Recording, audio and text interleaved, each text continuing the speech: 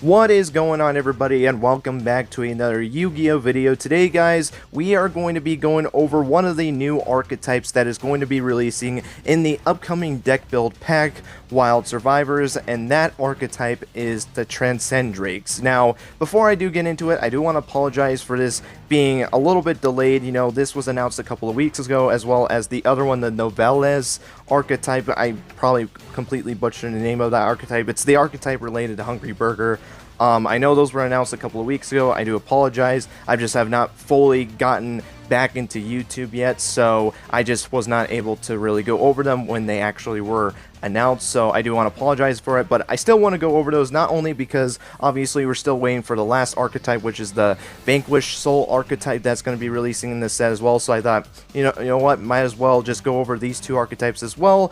Plus, they're cool, and I have not done anything for the last two deck build packs, which was Tactical Masters and Amazing Defenders, so I wanted to kind of break that little trend that was going on and get back into going over these deck build back archetypes. So, with that all out of the way, without further ado, guys, let's get right into the discussion.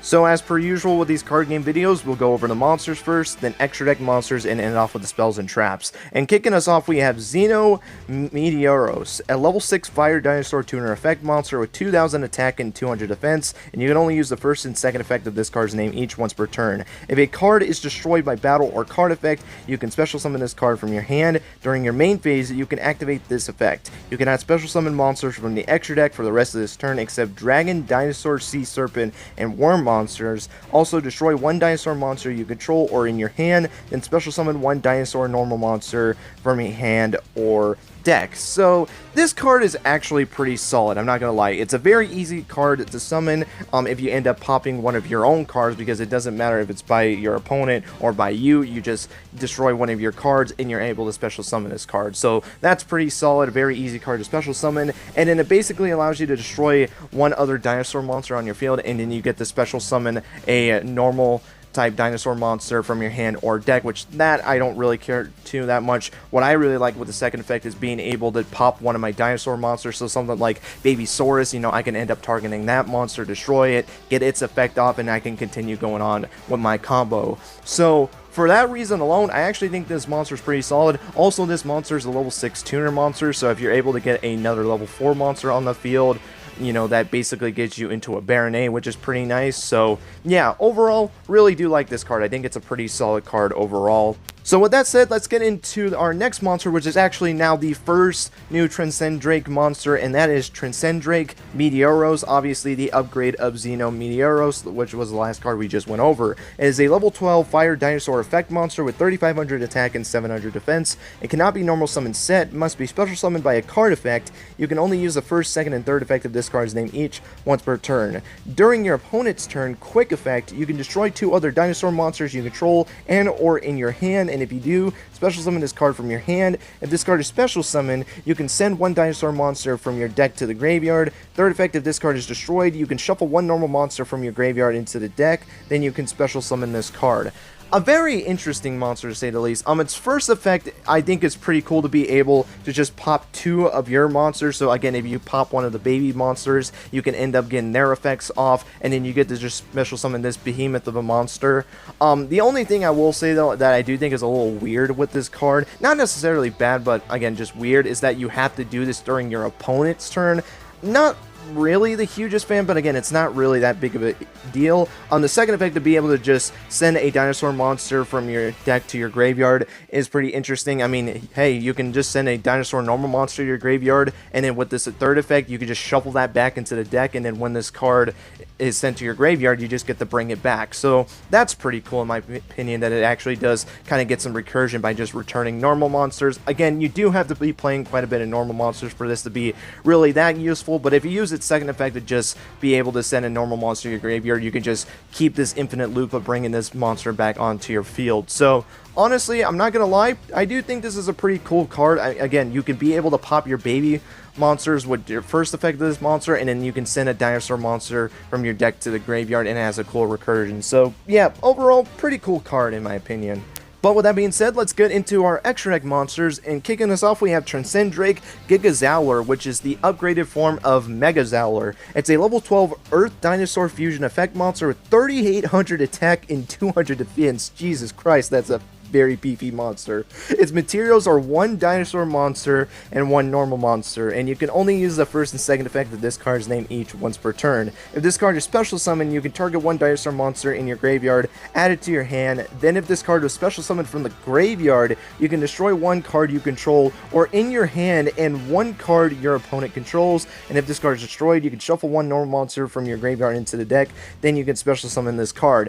Okay, this card is actually pretty good, I'm not gonna lie. The first effect, to be able to just add any dinosaur monster back from your graveyard to your hand so that way you can reuse that monster, is pretty cool. And I especially like the fact that if this card is special summoned from the graveyard, which obviously with its third effect it makes it very easy to be able to do that, not only do you just get to pop one of your dinosaur monsters, so again, I know I keep using this example, but if you pop one of the babies, not only do you get the baby's effect off, but also you get to just straight up pop one of your opponent's cards, which is just insane, I'm not gonna lie. Plus, this monster is a very beefy monster. It has 3800 attack points, for crying out loud. Like, holy crap, like that is a lot of attack points, which I guess to be fair, it's a level 12 monster, so what should I be expecting? And dinosaur monsters do have high attack points as well, so I guess maybe I shouldn't be that shocked, but again, 3800 attack points is insane. So yeah, honestly, I think this is probably the best card that we had so far. Again, it just is able to pop your babies, and also is just able to pop a card your opponent controls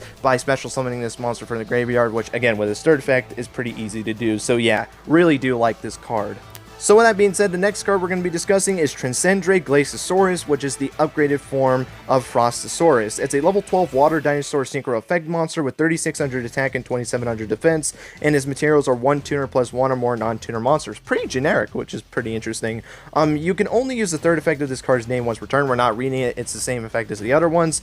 The first effect is cannot be destroyed by battle, and the second effect, your opponent cannot target your dinosaur monster special summoned from the graveyard, but card effects also they cannot be destroyed by your opponent's card effects. So this basically gives the entire protection to your archetype.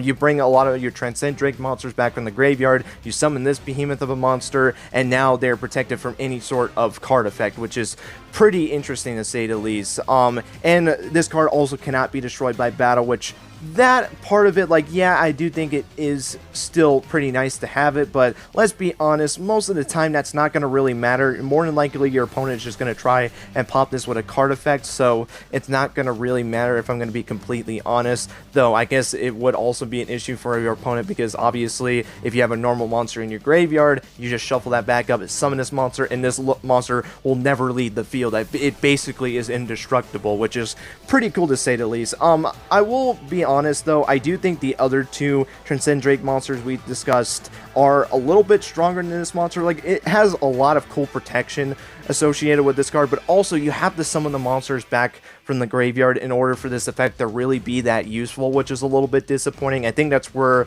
the whole, you know, graveyard synergy with these Transcendrake monsters does kind of hurt this card in my opinion, but I still don't think it's a terrible card, far from it. It gives great protection to your Transcendrake monsters when they're special summoned back from the graveyard. It's just, you have to wait until you actually do that before, you know, the effect is really worth it in my opinion. So yeah, pretty cool card. I don't think it's as strong as the other ones, but I do think it's an alright card in my opinion.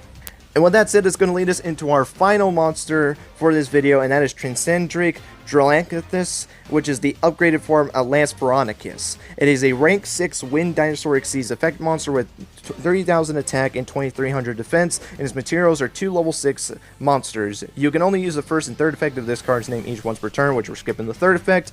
You can detach one material from this card and target one of your banished dinosaur monsters, special summon it. If this card with no material battles another monster, any battle damage it inflicts to your opponent is double. Okay, so this is easily by far the weakest monster of the entire Transcendrake archetype. I mean, it basically just gets you back a dinosaur monster that was banished, which is cool, I'm not gonna lie, but I don't think that's just gonna really happen as often. Like, it's possible, don't get me wrong, but I don't know, that effect is just alright. It's just not as, you know, insane as the other effects, especially that second effect. Like, it deals basically double damage. Like, big deal, I guess. If you want to go for a lethal push, I guess that will be relevant, but again, you also have to have no materials in order for that effect to go off. So yeah, I'm not gonna lie, out of all the other Transcendrake monsters, this is by far the weakest monster of the bunch. And it's not like it's like a terrible card or anything like that. I'm not saying that at all. It's just, it's definitely more on the okay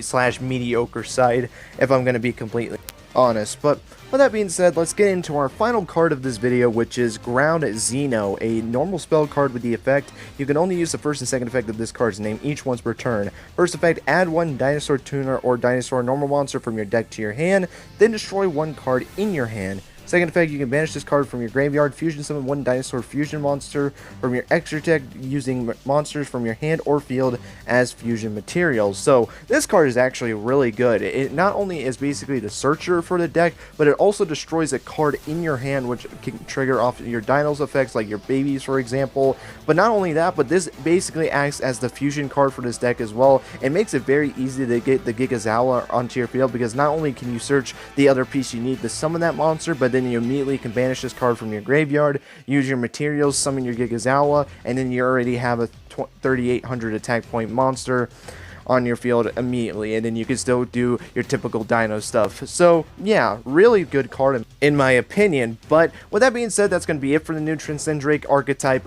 General thoughts on it, I think it was, for our first batch of cards for this new archetype, I think it was actually really solid. The only card that I really don't think was that good was the Xyz monster, but everything else I do think was pretty solid, especially Ground Xeno. I think that was by far the best card in this new support, outside of maybe like the fusion monster, especially since Ground Xeno makes it very easy to summon that monster. But even like, you know, the two Meteoros cards, and even like Gigazawa, even though I was kind of like crapping on that card a little bit, I still think in certain circumstances that card is good, but I don't think in most circumstances would it be really necessary to have. It just depends on how your like board state is, and depending on if you got your Transcendrake monsters back from the graveyard, then I can see this card being a pretty lethal card.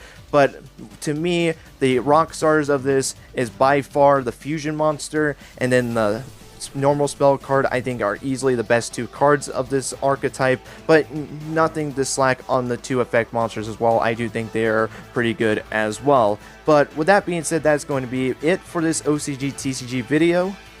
Hope you guys enjoyed. As always, let me know your guys' thoughts on this new support down below, and let me know if you guys think the support is good, if it's alright, or you guys don't think it's really that good at all. And let me know your guys' favorite card of the set. In terms of effect-wise, probably the Ground Xeno was probably my favorite. In terms of design, probably the Transcendrake Meteoros, I think, was probably the best design card for me. I just think it looks so sick, and I absolutely love the design of this card. But I would love to hear your guys' thoughts on this down below. With that being said, that is going to be it. Thank you guys so much for watching, and I will see you guys in the next video.